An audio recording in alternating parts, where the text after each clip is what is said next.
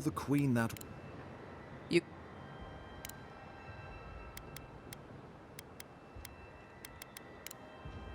My...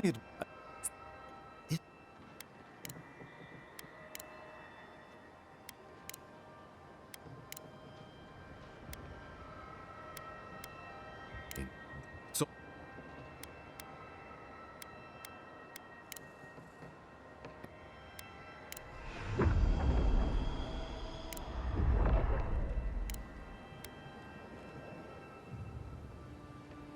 The living...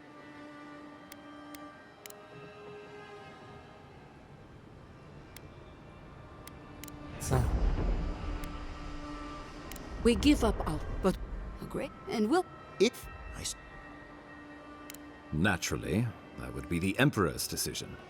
But only the strong survive the frontier. But you were born to rule here.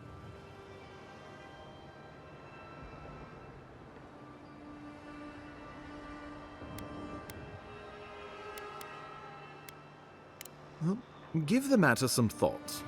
You owe that... Of course.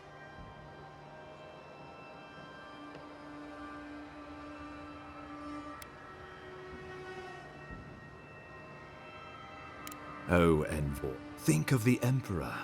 There would be ones which this conclave could not survive, fractured as you are. Not unless you came together and formed a nation of your own. It would be difficult. No, impossible. I'm certain you would. Think of your people, all of you. Think of the... Though I'm hardly eager to work with any of you. I like the idea of twisting beneath Adir's boot heel, so long as the Wardens can continue our vigil. I'm open to you. It's a nice idea, but consider the costs. If we walk away from a relationship with Adir, we're leaving a lot of trade on the table. But the people of Thirdborn have friends in the world. I'm sure we'd find... If we do this, I fear the Empire will revenge themselves on us with cruelty and hellfire. And the home my people nearly lost will finally be destroyed. But if this is what this conclave wants, then Fior will stand beside you. We deserve our autonomy, even if we must fight for it. Fleeing someone else's laws and authority is one thing. We're an island of misfits and dissidents. We'll still have to surrender some of our autonomy, and we won't agree on what that means, so we'll be vulnerable. Without allies, other powers will see us as ripe for the picking. Know that this is a hard road to walk. We were fine before Adir came. We'll be fine when they're gone. I think we ran things perfectly fine before your kin got here. Rest into bounty. Does the winter frost dissuade the seeds? Many fruits on our... We graft many leaves into... Well, let's not twiddle our thumbs while Paradis burns.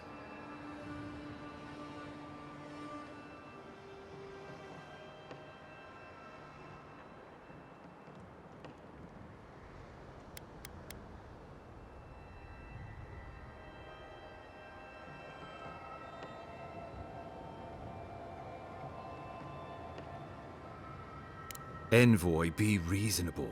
This is not a good idea. Give these people an ounce of agency, and there's no telling what they'll do.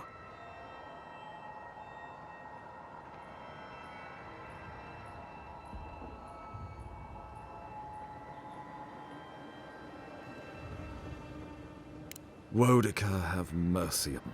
Well, what will the illustrious leaders of the living land... So this is what I want. I would prefer we keep to ourselves as we have, but if it will take all of us to repel your people, a united Living Lands it is. The Living Lands is going to need trade partners if we're gonna make it out here. I support a grave rum.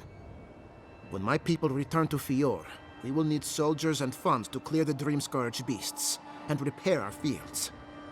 If the Emperor will supply them, I support a grave room. Well, it's hardly unanimous, but the majority shall rule. A grave room it shall be, then. I do not trust your empire to show restraint in its control of the living lands. Gods help us. We can worry about the future when it comes. This at least gives us the backing to survive and rebuild. Right. Might as well go ahead and start designing those rebel flags sooner rather than later. Good. We'll have perhaps a whole week of peace before the yoke starts chafing. I will do my level best to convince the Emperor to accept a grave room. That leaves the matter of Ludwine and the Steel Garrote. She will never surrender, Envoy. You must kill her, or we will lose Paradis, and eventually the island. So long as her passion for Wodica lives, so too will her spirit. Then we destroy her faith, and the rest of her will follow. Oh, good. It is not...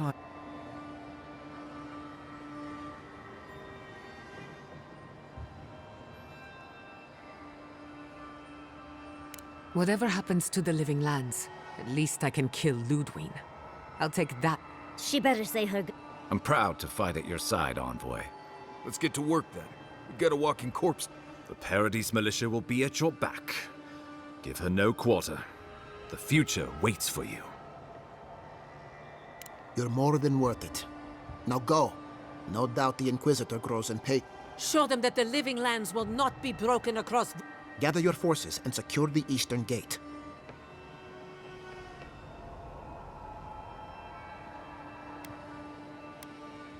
Gods be with you. Let's take back the city. Whatever happens tomorrow, the Steel Garrote can only make it worse. Let's go free a city.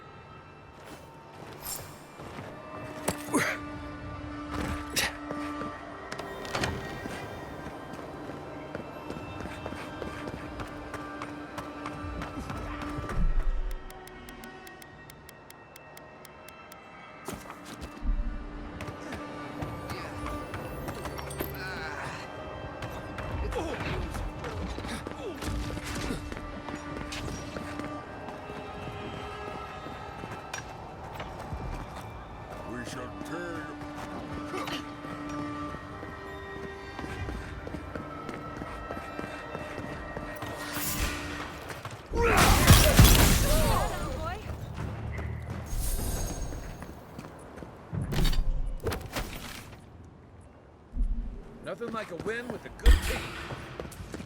Protect the envoy.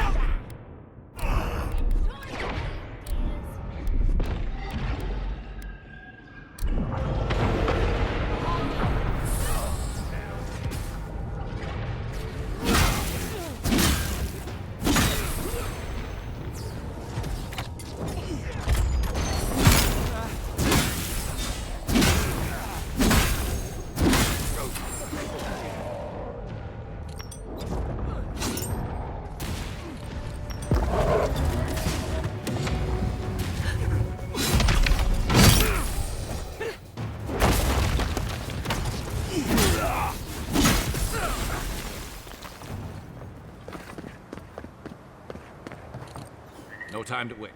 Let's keep moving. Let the worst come. I am ready.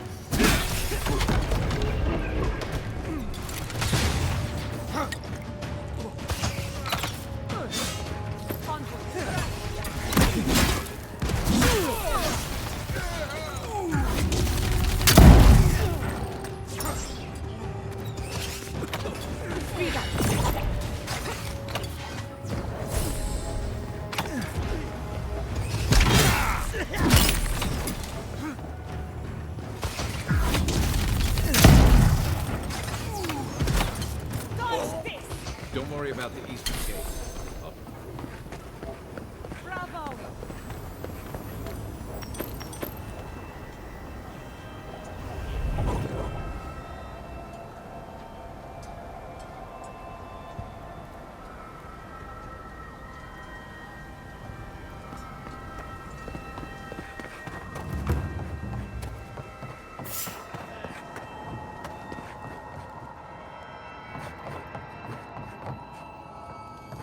We should go now. The fighting's died down. Can you not hear the screaming outside? She's right. We can't go now. Then when? Should we... Should we wait till the Garrote set this bar alight?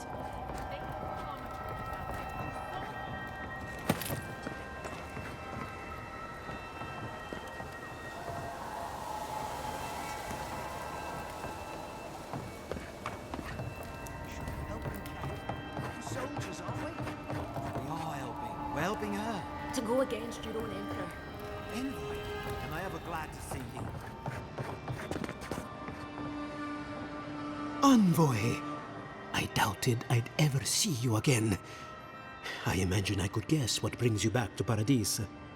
I must thank you once again for bringing me the Luminous Adra.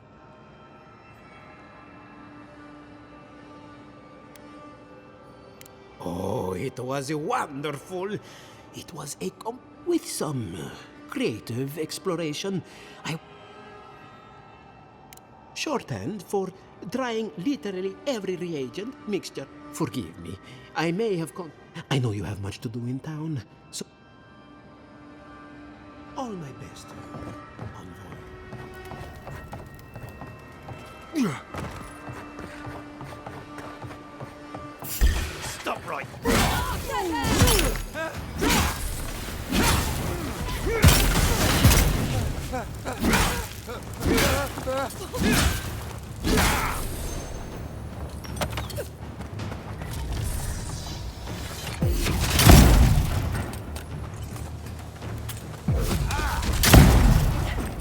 That was fun.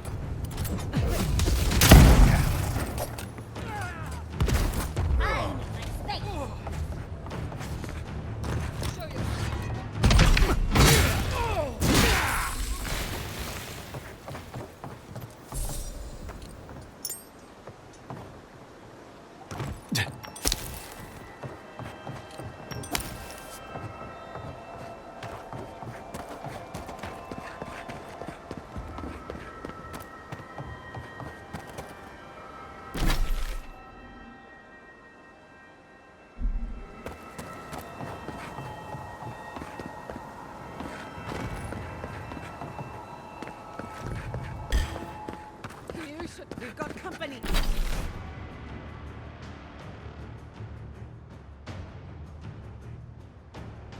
Company!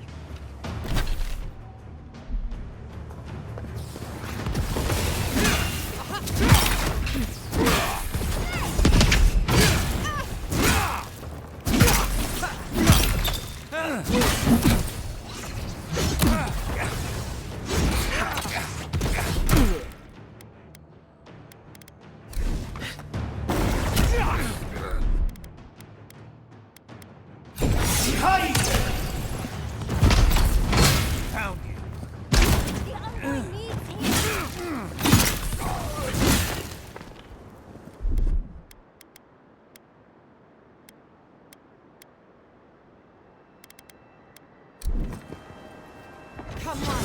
Come on!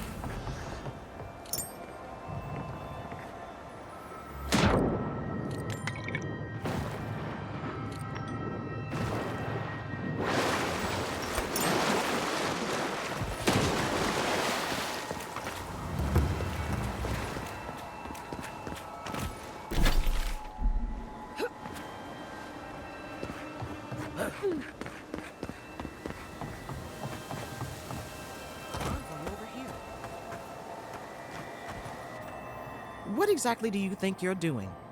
You nearly died in my clinic. Correction, you did die. And now look at you, fighting the Steel Garrote. What have you got to say for yourself?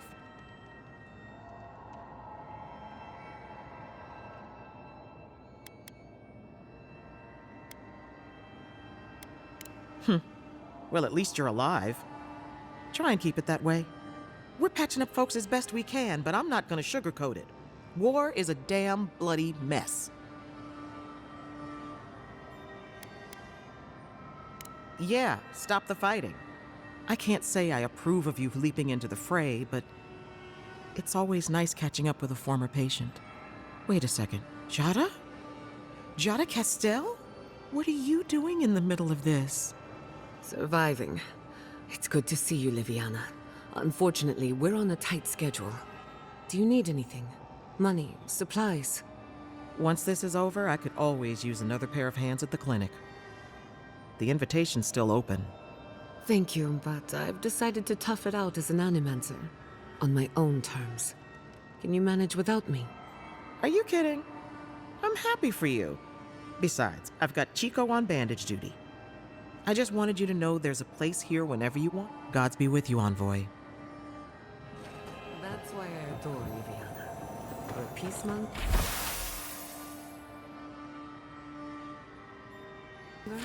She can be very authoritative.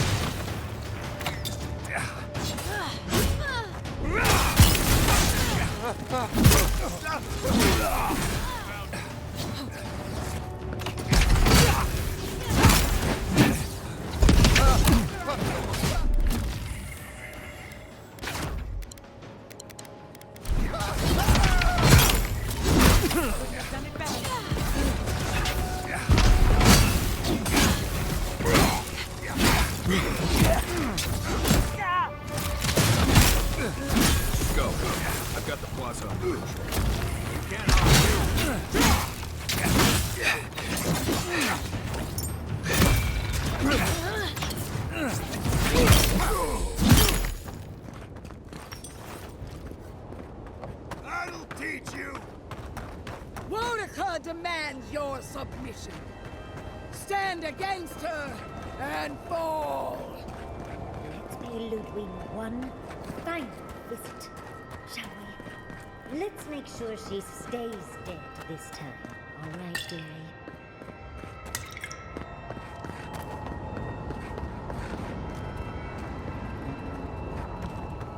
There you are.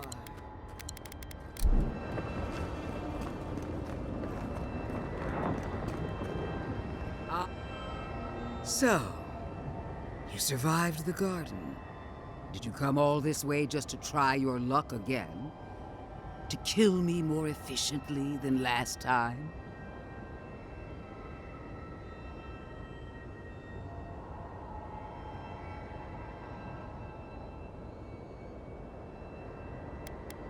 My will is stronger than death.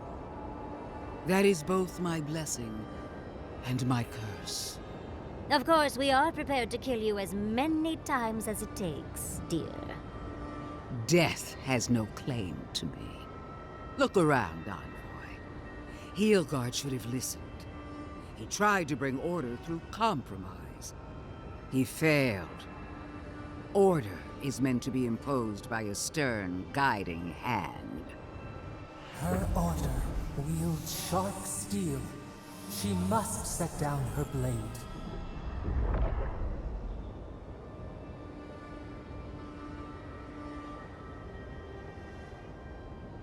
Heelguard is a fool if he thinks half measures will save the island. When this is over, I'll instruct him, personally. I won't weep for Hilgard. As for you, Sapadal's chains are broken, which means your soul is in their grasp. I don't know how deeply you've been compromised, Envoy. And if I don't know, then I cannot suffer you to live.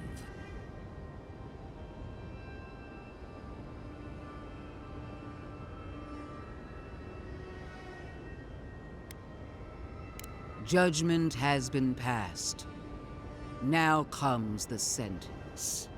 Steel yourself, Envoy. Make this a fight to remember, even in death. We would not welcome her death. There is still ample shade for her beneath our tree.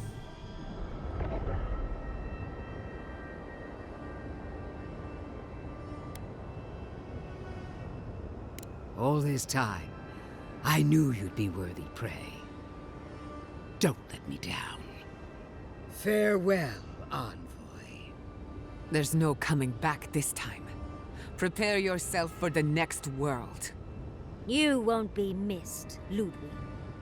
Once I'm done killing you, your god of plague!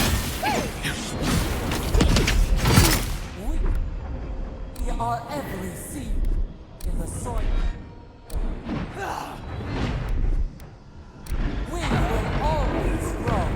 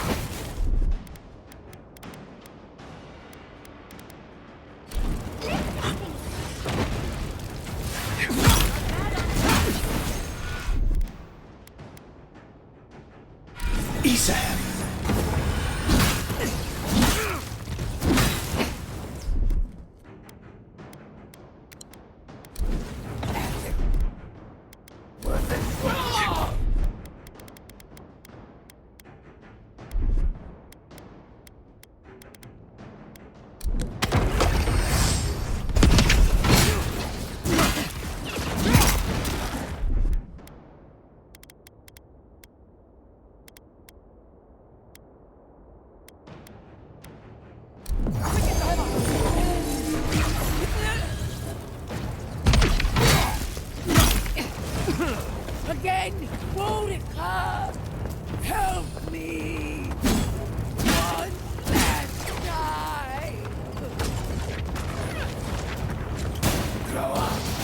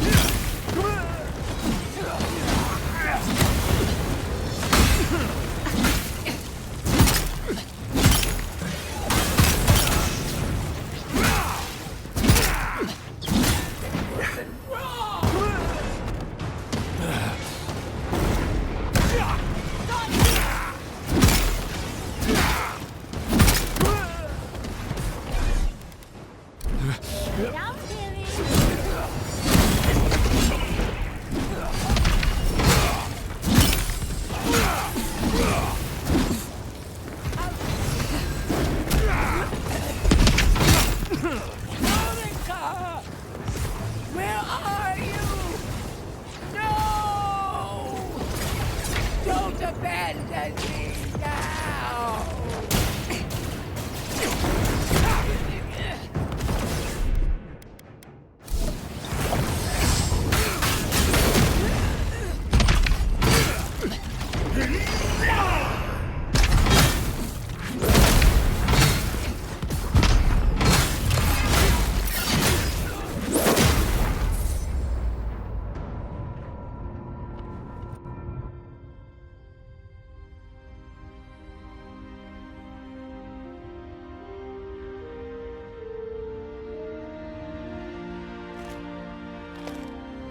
Wherever Ludwine is now, she must be seething.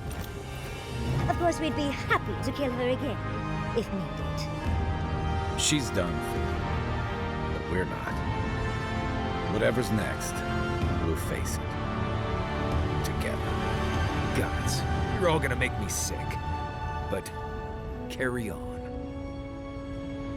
Unraveled at last. We no longer feel her wire against our flesh. We are free always. We are free forever. Silence falls over Paradise, as though the city is holding its breath. Then you hear it, the ringing of a distant bell, the waving of banners, and cheers of victory. After a short and bloody conflict, the dust has finally begun to settle. You feel Sapadal close to your thoughts, stirring with interest. The god of the living lands is observing this moment, unfettered by confusion or fear. For the first time in centuries, they understand. The Paradise militia rallies to you, the outsider who defended them in their hour of need. Whatever happens next, you have won their confidence. You take a moment to reflect on the calm. Not so long ago, you arrived at these shores on a simple errand, which turned out to be anything but simple. The dream scourge is over, and the island has been cleansed of plague. A time of healing and mourning follows. People look to you for answers about the source of the affliction. You tell them the truth, how the plague came from a power beyond mortal understanding, and how it is finally at peace. With your guidance, the Living Lands becomes a vassal of the Adiran Empire. In exchange for their taxes and soldiers, the free settlements are protected from future attacks. The fight for survival is over. The rebels of Paradise are not so fortunate. Over the years, more of their hidden sanctuaries are rooted out by the Emperor's soldiers, until they have nowhere left to run. They flee, or perish. The refugees of Emerald Stair find a cold welcome in the city of Paradise. Animancy is frowned upon, but their knowledge of agriculture is highly valued. The first bountiful harvest improves relations. In time, the people of Emerald Stair return to their city of Fior Messiverno. Animancy still has a place in the Living Lands, but the Empire's disapproval gets in the way of progress. Their work is slow, but unstoppable. You know that one day your body will join the revenants at Elia's corpse farm. The very idea fills you with mixed emotions and dark thoughts. Though Adir has promised that the Living Lands will retain their autonomy, not everyone in Shatterscarp trusts the Empire. But many Adiran ships sail into the Graveroom's ports, bearing fine linens and aged wines. These ease the painful memory of the day Reamgrim culled their people. After the Living Lands is declared a vassal of Adir, Solace Keep reluctantly opens the doors of its fortress, though not before numerous missives are sent to Mihala demanding the Graveroom be honored. Her reluctance costs the dwarves. The Pargrunen are never favored in trade negotiations, and are the last to be supplied by Adiran caravans. But the Wardens have rounder bellies than anyone can remember. When Kai leaves the Living Lands, he is no longer running. For the first time in many years, he can face the future. He returns to Rawatai, committed to peace for his people, those he left in Rawatai, as well as those he found in the Living Lands. He joins the Ronganui's council, counterbalancing powerful voices of isolationism and hawkishness. It is a long and difficult battle, and he is happy to fight it. With many of his anxieties and lifelong fears addressed, Marius now feels very differently than he did when he first met the envoy. Still far more comfortable in the wilds than among people, he nonetheless finds that his worries about the unknown were merely self-protection against the traumas of his childhood.